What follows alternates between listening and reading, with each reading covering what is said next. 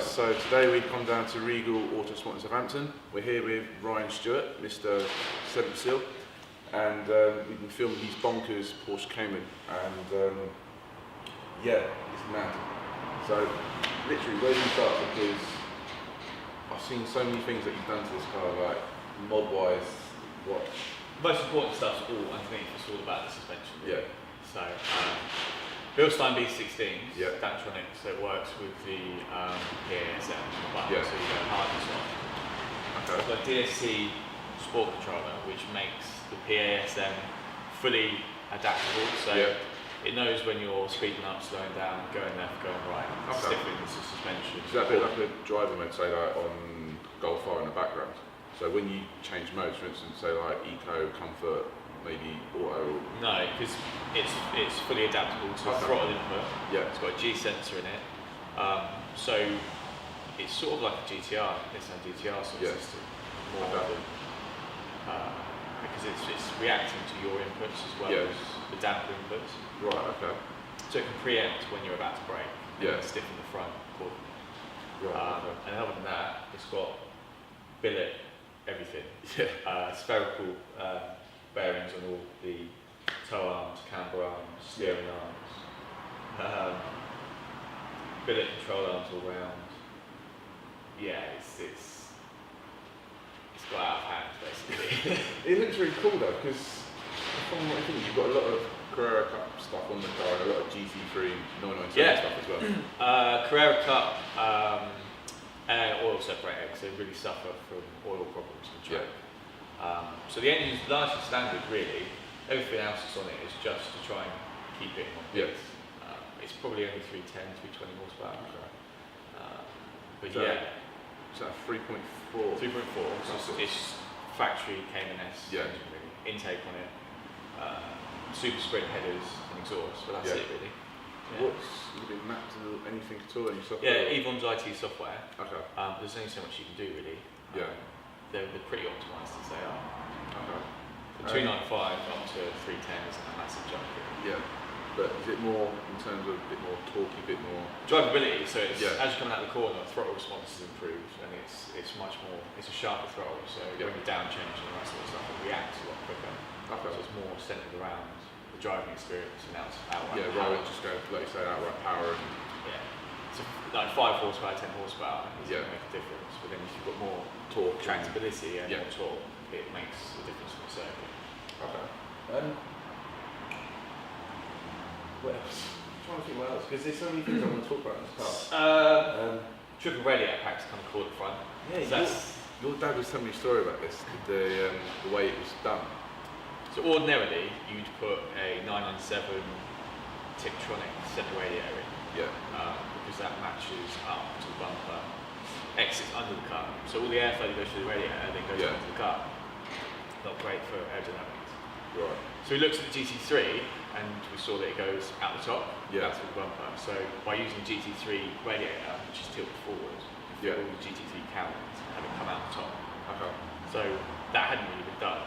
So it was a case of buying every single GT3 cowling you can get, mix and match, cut it, and just spend a lot of time. Was it just basically mash them up together and see what sort of works? And pretty much, the best? Yeah. Because you've got a big one in the middle, like a normal. 2 big ones and 1 small one, really. Okay. But the middle one's sort of like a overflow sink for the other 2. It doesn't actually flow through it. Yeah. They connect to it and flow through the sides. The middle one absorbs the extra sort of heat energy of the 2. Okay. But it's exactly the same as it works on GT3. Yeah. So is that one either side and then main one in the middle. Yeah. There's a lot going on in the front of the car. Yeah. And then it's got the GT2 inner arch, which sucks the air from that. There's two side radiators basically, and then sucks it through the brakes. So the ducting isn't like the tubes you get, it's all just through deflection of the air. So it comes out of the radiator straight to the brakes. Okay. Wheels. Are they, I know they're rotiforms. Yep. But are they like forged? Are they lightweight? Or? Forged 3-piece. They're actually lighter than the BBS E88. Really? Yeah, which is...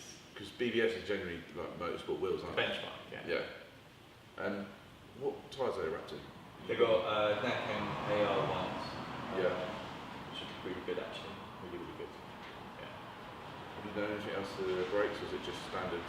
Tarox discs, Tarox braided lines, standard Castrol SRF fluid, which put in everything. And just pads then, that's it. It's pretty easy on brakes, to be fair. Yeah. Because you've got all the cooling at the front. Doesn't overheat pads. And it's only just, it's not light, but it's light enough. I think last time I weighed it was 1350 kilos. So yeah. So really, what you've gone and done is you've done sort of brakes, handling, power, try to make it a proper driver's car rather than make it not blow up.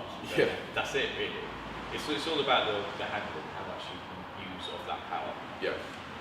Because it's not a lot of power. If you think the Golf R, you map it, put some bits and bobs, downpipe or whatever, you 400 horsepower. Yeah.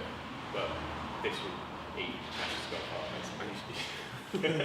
Ash is your brother. He'll probably go watch this with his newly found blonde hair, Mr. Slim Shaded. He's thinking the blonde hair will make him quicker. Probably would though. Other than that, it's seats, harnesses, all safety stuff. Really. Yeah. Those seats, they're out of the Mercedes. It's a bit of a mystery. Is it? Go on. They've got Mercedes, McLaren stamped to the bottom. Yeah. So I assume they're from some sort of black series or whatever. Okay. So they've got seatbelt cutouts where you sit. Yeah. So you don't have the seatbelt clasp stuck in your hip. Right. So I've never seen that before. Sounds really odd. No, that sounds really odd. I really want to go out and stuff. I need to go out now. Yeah. Literally see what happens. That's bonkers. Absolute bonkers, this car. So we're going to go out for a drive of it now. Hopefully really get more in depth about this car and just see how it drives. Let's get the keys. Right, let's go.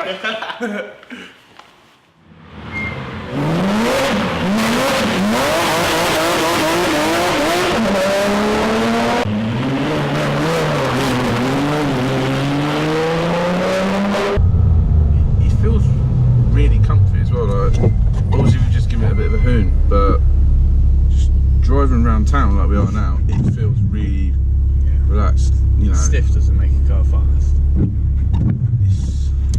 Your car doesn't have to be mega stiff. Yeah.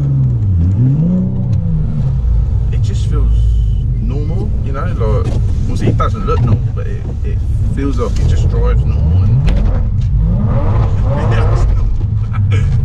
It's just... Yeah, it's supposed to be comfortable. It is comfortable though, that's we've the got thing. the normal seats still in here. Yeah. Seats. You wouldn't think it, the seats are proper fucking seats, but... Obviously there's bits like the clutch isn't particularly friendly.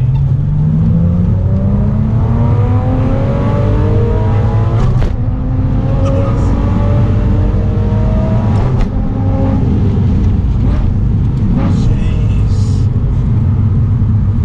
The brakes are good, I feel like those brakes are really good. That shifter as well you've got in here, the CAE shifter. Yeah, that's why you've got to have the sentimental clutch, because you tried to shift that quickly with the organic clutch, you wouldn't have any of it. But when you was driving then, it's almost like it looks like a sequential box, like literally bam bam. Yeah. Before, even though it's still H pattern. You save a lot of time. You see what I mean about 300 horsepower being used? You use 300 horsepower all the time. Yeah, I see what when you said about the Golf R, you can map it and there, but with this, it's built for, you know, fun. With the map on it, it's like more torque, better power bands than just going for out power. There's only one purpose for this car, and that's for it to be really enjoyable to drive. Yeah.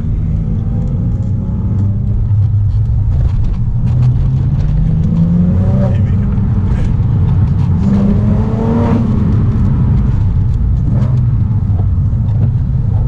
Wow. I know that was, a quick drive, but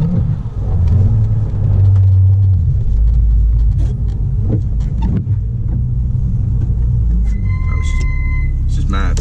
I've seen this car on Instagram for a while, and I don't really get the full picture. It looks bonkers, and it looks bonkers, but until you've actually been out in it and driven it,